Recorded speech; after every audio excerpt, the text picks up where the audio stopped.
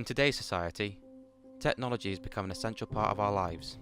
With it comes a feature that has captured the attention of billions of people worldwide, and that feature is social media. Because the technology usage is constantly on the rise, more people from every age group have access to devices like computers, mobile phones, and tablets. Another epidemic on the rise is mental illness.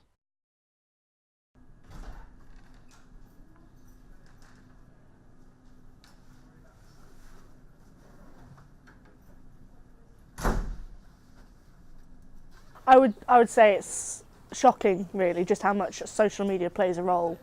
For example, I went to a 13-year-old girl who had been sort of cutting herself superficially, and sort of we arrived, and the first thing she's doing actually is filming it for Snapchat and sending it out to people. And they're not friends, because these people are then egging her on and sort of telling her to do it deeper or do this, telling her to go kill herself.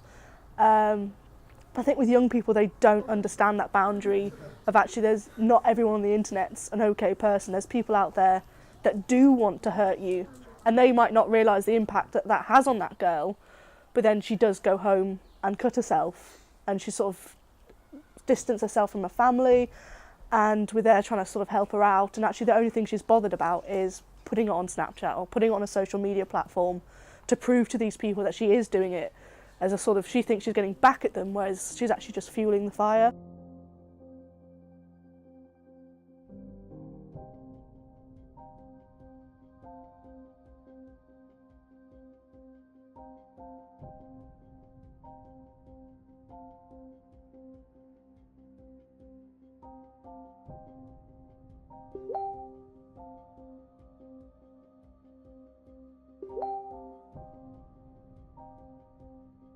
We can all settle down, do our work, okay?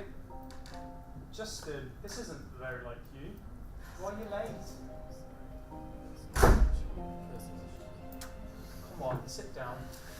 Yeah, you know. I'd probably say most at risk would be that sort of 12 to 13 age range, because I think you're in a time where you don't understand just sort of the significance of social media.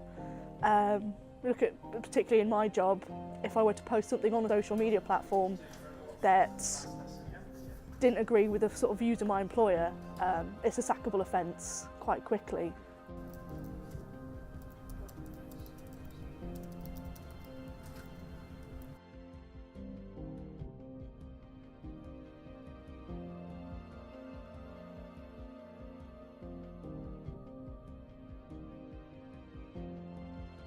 It's scary, really. I think that's one of the big things that affects mental health as well, is actually because you constantly have your phone, there's always a better offer. So you can arrange to go and be with your friends and have a really good time.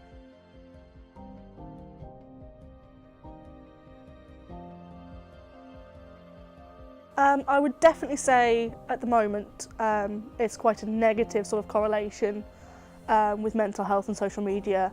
It does have its positives. I mean, these days there's lots of sort of mental health apps, ways you're able to talk to a counsellor online without actually having to go out and see someone, because there's a massive gap in the NHS with mental health.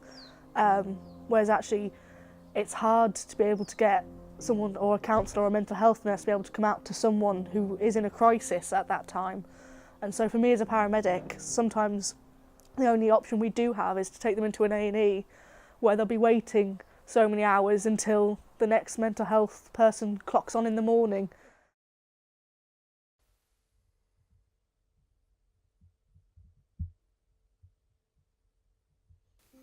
We have these perfect little worlds on social media, where we spend all our time hiding who we really are, just so that we can fit in, be part of the normal crowd. But no one is normal. We all have our own problems. No one on social media is who they are, really. We've all been convinced to become perfect versions of ourselves. I guess I'm not the kid with perfect grades and great friends.